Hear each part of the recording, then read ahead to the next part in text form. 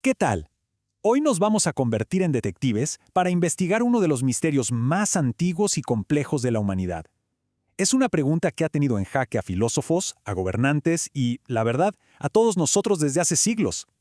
La gran pregunta es esta: ¿por qué existe el crimen? ¿Y qué se supone que debemos hacer como sociedad al respecto?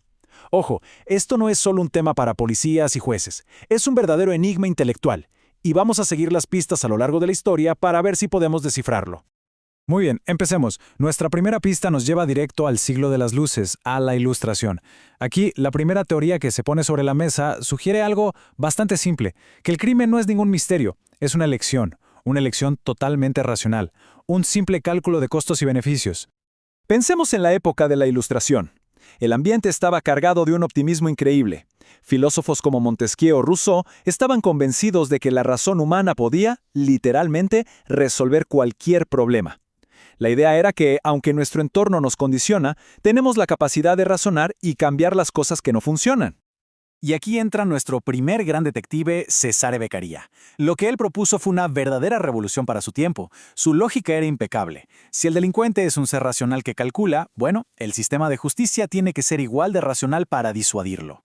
Miren estos principios: que las penas las fijen las leyes, no el humor de un juez, que sean proporcionales al daño hecho, que el objetivo no sea atormentar sino evitar más delitos, basta de tortura, y que la ley sea clara y para todos por igual. O sea, un plan lógico para hablarle directamente a la mente del criminal. Y esta frase lo resume todo. Para Beccaria, el crimen ya no era un pecado contra Dios que se pagaba con fuego. No, era un daño contra la sociedad, contra el contrato que nos une. El punto clave es ese. La medida del crimen es el daño que causa a la comunidad, un cambio de paradigma total. Esta idea del control racional llega a su punto máximo con el panóptico de Jeremy Bentham. Imaginen esto: una prisión diseñada de tal forma que un solo guardia puede ver a todos los presos, pero ellos nunca saben si los están viendo o no. Bentham decía que la sola posibilidad de ser observado era suficiente para que la gente se portara bien. Es la máxima eficiencia del control, la sensación de vigilancia constante como una herramienta para moldear la conducta.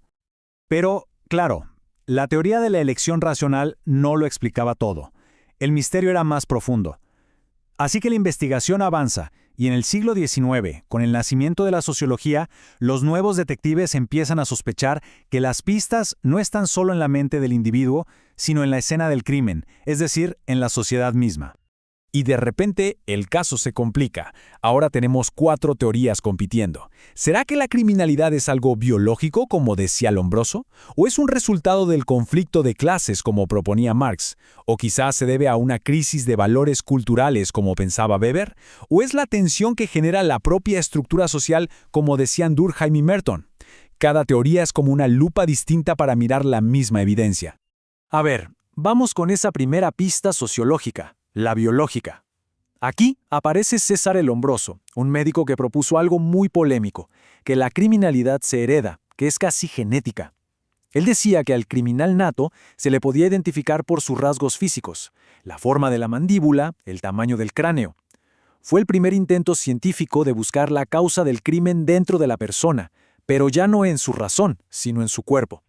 Bueno, y ahora tenemos un verdadero choque de titanes: Marx contra Weber. Para entender a Marx, imaginemos la sociedad como un edificio. La base, los cimientos, es la estructura, o sea, la economía. Y todo lo demás, leyes, cultura, religión, es la superestructura, que se construye encima para justificar y proteger esa base económica. Así, para Marx, el crimen es un síntoma de esa desigualdad económica. Pero Max Weber no estaba tan seguro. Él, de alguna manera, le dio la vuelta al argumento. Dijo que a veces son las ideas, la cultura, la superestructura, las que tienen el poder de moldear la economía. Y este es el debate eterno. ¿Qué nos define más, la economía o la cultura? Pasemos a otra pista fundamental: la teoría de la atención de Robert Merton. Esto explica muy bien la presión social. Merton dice: la sociedad nos pone metas, por ejemplo, ser rico, pero no siempre nos da los caminos legales para lograrlo. ¿Y qué pasa entonces? La gente se adapta. La mayoría se conforma y sigue adelante, pero otros innovan. Aceptan la meta de la riqueza, pero usan caminos ilegítimos, como el crimen, para llegar a ella. El delito entonces se convierte en una respuesta lógica a esa tensión que la misma sociedad crea. Y justo cuando parece que nos acercamos a una respuesta, ¡pum!, un giro en la trama. Y si el problema no es solo encontrar la causa del crimen, ¿Y si la investigación misma está viciada? ¿Y si la propia definición de crimen es el problema?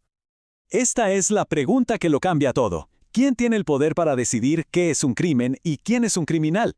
De repente, la lupa de nuestra investigación cambia de objetivo. Ya no miramos solo al delincuente, sino al poder que tiene la sociedad para crear esa categoría. Michel Foucault nos da una perspectiva histórica brutal.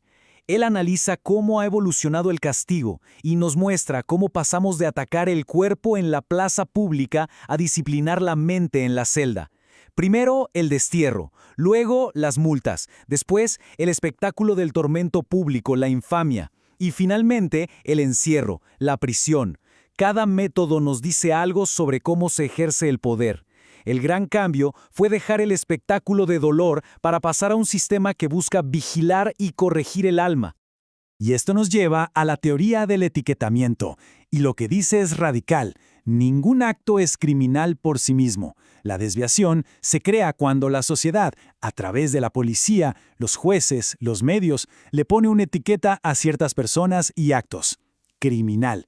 Y esa etiqueta es tan potente que se puede convertir en una profecía autocumplida, empujando a la persona a asumir esa identidad que le impusieron. Bueno, viajemos rápido hasta hoy.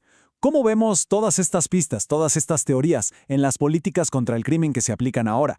El veredicto moderno, la verdad, es una mezcla súper compleja de todas estas ideas.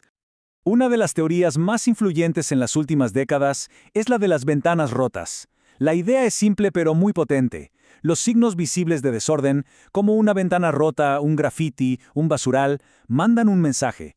Aquí no hay ley, a nadie le importa. Y esa sensación de abandono puede ser el caldo de cultivo para delitos mucho más graves. Y esta teoría se llevó a la práctica de una forma muy directa. La política de tolerancia cero, famosa por su implementación en Nueva York. La estrategia, atacar con todas las faltas menores, colarse en el metro o beber en la calle, con la idea de que mantener el orden en lo pequeño evitaría el caos y el crimen en lo grande. Es como volver a las ideas de disuasión de Beccaria, pero aplicadas al desorden del día a día. Así que hoy vemos, a grandes rasgos, dos enfoques en tensión. Por un lado, la tolerancia cero, enfocada en el control, el orden y en castigar el acto. Sus raíces están en las teorías de la elección racional, y por el otro, enfoques más humanistas, como el trialismo, que buscan entender a la persona, integrar y analizar las causas sociológicas complejas detrás del delito. Uno castiga el hecho, el otro intenta comprender al autor. Entonces, ¿cuál es el veredicto final de nuestra investigación? Pues que no hay un único culpable. El crimen no es un misterio con una sola solución mágica. Es un rompecabezas, uno increíblemente complejo. Y cada teoría que vimos, desde la elección racional hasta el poder de las etiquetas, nos da una pieza, una lente distinta pero valiosa. La verdadera clave no es encontrar la respuesta, sino aprender a usar todas estas herramientas para ver el panorama completo. Y cerramos con una última pregunta, para que nos quede dando vueltas en la cabeza. Como vimos con Foucault, lo que consideramos justo o injusto, crimen o no, no es algo fijo. Va cambiando, evoluciona con la sociedad. Entonces, si nuestra idea de justicia siempre está en movimiento, ¿qué cosas vamos a castigar en el futuro? ¿Y cómo vamos a elegir hacerlo? El misterio definitivamente continúa.